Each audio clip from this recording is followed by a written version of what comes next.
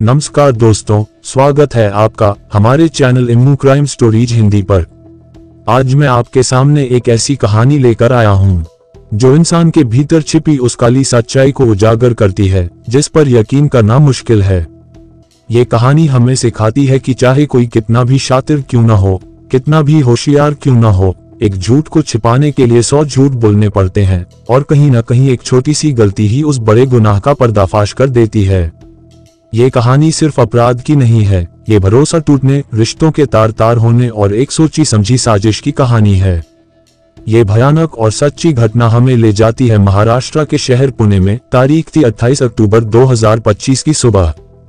पुणे की Warje Malwadi police station की चौखट पर एक अधेड़ उम्र का आदमी गुमसुम बैठा था। यह आदमी था समीर पंजाब राव जाधव, जिसकी उम्र 42 साल के करीब थी। वह वेल्डिंग और फैब्रिकेशन का काम करता था, मेहनत कश आदमी था। लेकिन आज वह काम पर नहीं, थाने में बैठा था और उसकी आंखों से लगातार आंसू बह रहे थे। जब थाने के संतरी ने उसे रोते हुए देखा तो उसे अपने पास बुलाया। समीर अपनी बात ठीक से कह नहीं पा रहा था, उसकी आवाज रुक रही थी। उसने इशारे में बताया कि वह साहब से मिलना चाहता है। जब वह बड़े अधिकारी के पास पहुंचा तो उसने रोते हुए बताया, साहब मेरी पत्नी अंजलि गायब हो गई है। 26 अक्टूबर 2025 को दोपहर 2:15 के बाद से उसका कुछ पता नहीं है। मैं बहुत परेशान हूँ। समीर की आवाज में इतनी बेचैनी थी कि सुनने वाले को भी दर्द महसूस हो जाए। हमारे 2 छोटे बच्चे हैं साहब, एक 3री कक्षा में है और दूसरा 5वीं में। मेरी बूढ़ी माँ भी है। सब बहुत परेशान हैं। मैंने हर रिश्तेदार के घर, हर उस जगह तलाशा है जहां वो जा सकती थी, लेकिन वह कहीं नहीं मिली। आप ही कुछ मदद कीजिए। पुलिस वालों ने उसकी हालत देखकर तुरंत गुमशुदगी की रिपोर्ट दर्ज कर ली। समीर ने बताया कि उसने अपनी पत्नी को आखिरी बार राजगढ़ थाना क्षेत्र के पास गोगलवाड़ी फाटा इलाके में स्थित श्रीराम मिसल हाउस के पास देखा था।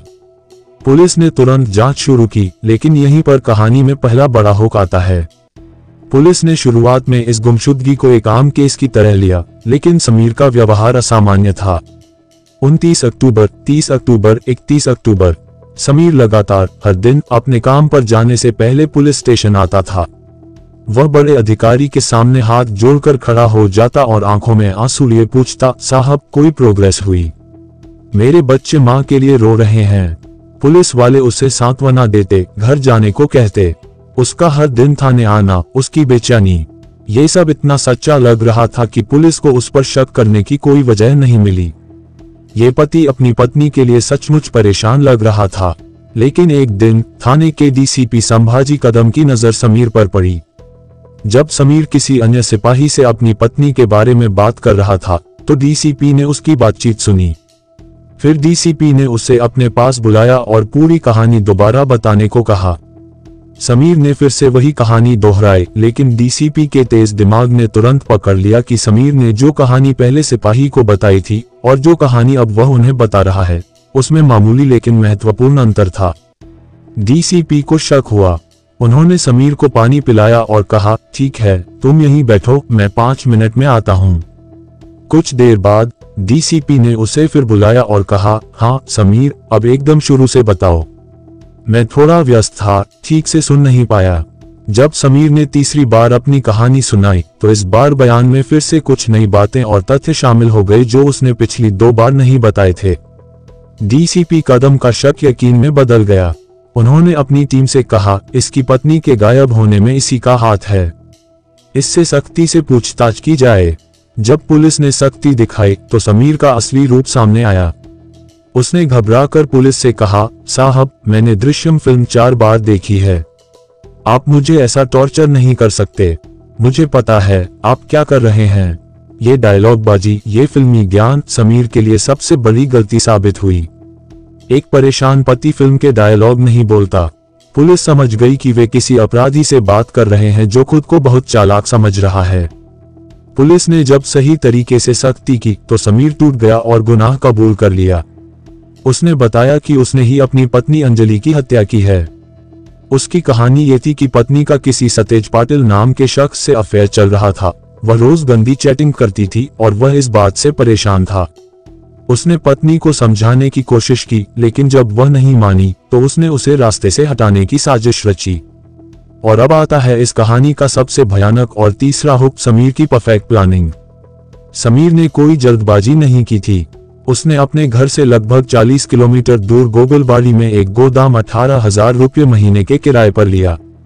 चूंकि वह वेल्डिंग का काम जानता था, इसलिए उसने गोदाम के अंदर एक ऐसी बड़ी भट्टी तैयार की जिसमें एक इंसान का शव आसानी से समा जाए। इस भट्टी को बनाने में उसे लगभग 1 महीना लगा।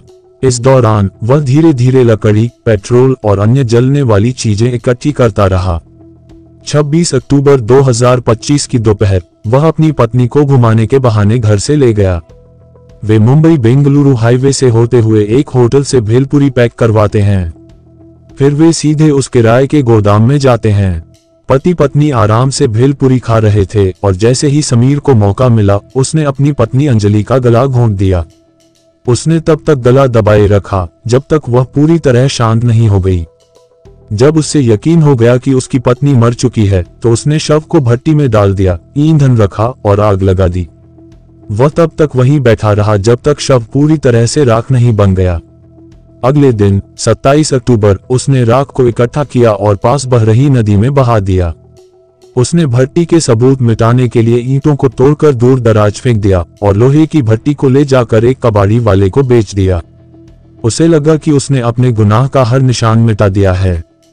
और फिर उसने घर आकर परेशान पति का नाटक शुरू कर दिया और 28 अक्टूबर को गुमशुदगी की रिपोर्ट दर्ज करा दी। समीर को लगा था कि उसके सामने अब कोई सबूत नहीं है, लेकिन पुलिस की जांच अभी बाकी थी। डीसीपी संभाजी कदम ने जब गहराई से जांच की तो एक और सबसे बड़ा सच सामने आया जिसने समीर की सारी कहानी को झूठा साबित कर दिया। पुलिस को पता चला कि समीर की पत्नी अंजलि का कोई अफेयर नहीं था। वह सतेज पाटिल नामक कोई व्यक्ति उसकी जिंदगी में था ही नहीं। याद कीजिए वह घटना जब समीर ने अपने दोस्त के मोबाइल से अपनी पत्नी को मैसेज किया था, भाभी जी आप खाना बहुत अच्छा बनाती हैं, और अंत में आई लव यू, जिसका जवाब पत्नी ने आई लव यू टू में दिया था। पुलिस को पता चला कि समीर ने यह सब जानबूझकर किया था। वह अपनी पत्नी को इस तरह फंसाकर उसे चरित्रहीन साबित करना चाहता था ताकि वह अपनी योजना को सही ठहरा सके। असल में समीर का खुद किसी और महिला से अवैध संबंध चल रहा था। वह इस अवैध संबंध को जारी रखने के लिए अपनी पत्नी को रास्ते से हटाना चाहता था और पत्नी शायद इस बात का विरोध करती थी। समीर ने अपनी पत्नी को चरित्रहीन साबित करने के लिए झूठा ड्रामा रचा, लेकिन पत्नी ने शायद मजाक में ही आई लव यू टू का जवाब दिया था, क्योंकि वह समझ गई थी कि उसका पति ही दोस्त बनकर बात कर रहा है। पत्नी में कोई खोट नहीं था, खोट सिर्फ समीर में था। समीर ने भले ही शव को जलाकर राख नदी में बहा दी हो, लेकिन उसके बयानों में विरोधाभास, दृश्यम फिल्म का डायलॉग और उसकी अवैध संबंधों की सच्चाई, ये सब मिलकर वो गलतियां थीं जिनकी वजह से वह पकड़ा गया। 7 नवंबर 2025 को पुलिस ने पूरे मामले का खुलासा करके समीर को गिरफ्तार कर लिया।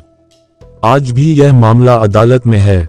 बिना शव के, बिना किसी भौतिक साक्ष्य के ये केस कानूनी रूप से कितने दिन टिकेगा, यह एक बड़ा सवाल है।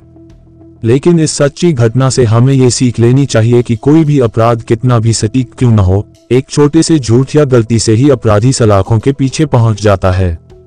फिल्मों में भले ही अपराधी बच जाए, पर हकीकत में हर अपराधी पकड़ा जाता है। आपकी इस केस पर क्या राय है, हमें कमेंट बॉक्स में जरूर दें और वीडियो को लाइक करके ज्यादा से ज्यादा शेयर करें, क्योंकि देश में हो रही ऐसी घटनाओं से और भी लोग सतर्क और जागरूक हो सके। अगर अभी तक आपने हमारे channel emu crime stories Hindi को सब्सक्राइब नहीं किया है तो सब्सक्राइब जरूर कर ले, क्योंकि क्राइम से रिलेटेड ऐसी घटनाएं हम इस चैनल पर हमेशा लाते रहते हैं। धन्यवाद।